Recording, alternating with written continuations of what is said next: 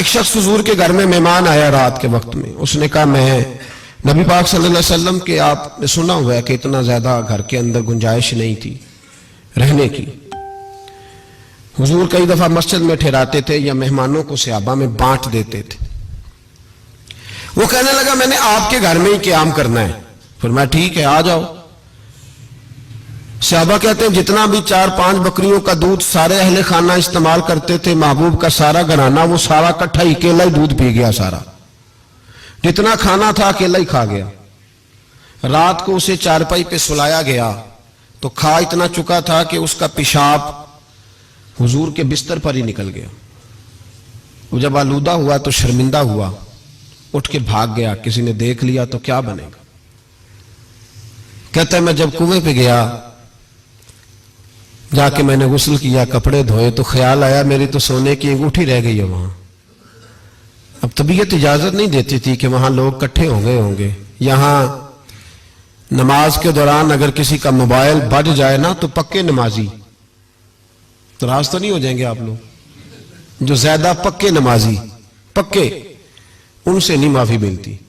وہ جو کچا پکا ہے بیچارہ وہ شاید کسی وقت معافی دے دے. پکے نمازی نہیں معافی دیتے. کہتے ہیں تیرا بج کیسے گیا تو نے سمجھا ہی نہیں. مجھے ایک شخص نے نا ویڈیو دکھائی. کہنے لگا جی تسی بڑی وکالت کر دیا مولویاں دا حال ویکھو. میں ڈر رہا تھا. میں نے کہا پتہ نہیں اب کیا نکلے گا. کہتے میں نے خود ریکارڈ کیا تو میں نے کہا دکھاؤ. ویڈیو میں یہ تھا کہ نماز امام صاحب نے مکمل کی ہے تو دعا کے ہاتھ پھیرے ہی ہیں انہوں نے تو وہ موبائل لے کے جا رہے ہیں بار بار ٹوٹیوں کے پاس جا کے فون سننا شروع کر دیا. کہنے لگا جی یہ مولویوں کا حال ہے. نماز مکمل نہیں ہوئی فون کان کے ساتھ تو دوسرے کیسے باز آئیں گے. میں نے کہا تو بہت جرم کیا اس نے تو اس کا پھر کیا اشر کیا آپ لوگوں نے. کہتے نہیں آپ کو دکھانے لو. میں نے کہا پاگل آدمی اس کے گھر سے بھی فون آ سکتا ہے.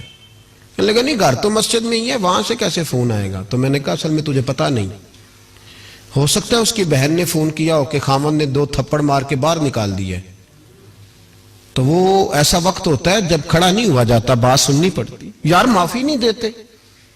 ایک ایک جملے پر ایک ایک حرف پر لوگ اعتراض کریں گے.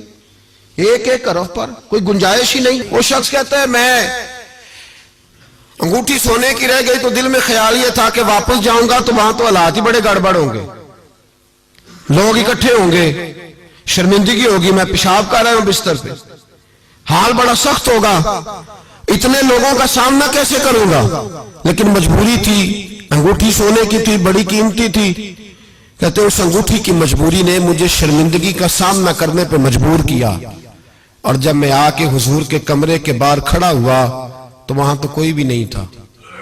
اللہ کے رسول نے بالٹی میں پانی رکھا ہوا تھا میرے پیشاب پر پانی بہا رہے تھے.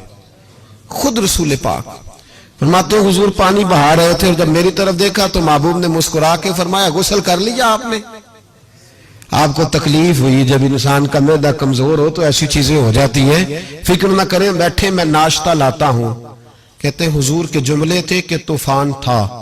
وہ حضور کی گفتگو تھی کہ میرے اندر کی ہر چیز بجھاتی جا رہی تھی. تیری پہلی نظر کا وار توبہ دل اب تک دعائیں دے رہا ہے. فرماتے ہیں وہ جملے تھے کہ سکتہ کر گئے تزکیہ کر گئے تصفیہ باطن کر گئے. محبوب یہ کہہ کہ گزرنے لگے تو میں نے بازو تھام لیا. میں نے کہا محبوبہ میں زیادہ پڑھا لکھا تو نہیں سیانا تو نہیں زیادہ کھانے والا موٹا تازہ آدمی ہوں. حضور میں کوئی انالیسز نہیں کر سکتا تجزیہ نگار نہیں باریک نہیں پر میرا موٹا دماغ بھی مان گیا ہے کہ آپ واقعی اللہ کے سچے رسول ہیں. میرا موٹا دماغ بھی مان گیا ہے کہ آپ واقعی اللہ کے. وہ گھر گیا اور قبیلے کے ایک بندے کے پاس گیا. حضرت انس بن مالک کہتے ہیں جب واپس آیا تو 500 آدمی ساتھ تھا. کہنے لگا سونیا میں اکیلا نہیں آیا ساری برادری سارا قبیلہ لایا ہوں اور سب کو میں نے بتایا ہے کہ دنیا میں جسے میں دیکھ کے آیا ہوں ایسا تم نے کبھی نہیں دیکھا ہوگا. جس کی میں زیارت کر کے آیا ہوں ایسا نہیں تم نے دیکھا ہوگا. تو محبوبہ ہم سارے آئے ہیں پڑھائے کلمہ ہم بھی آپ کے غلام بننا چاہتے ہیں.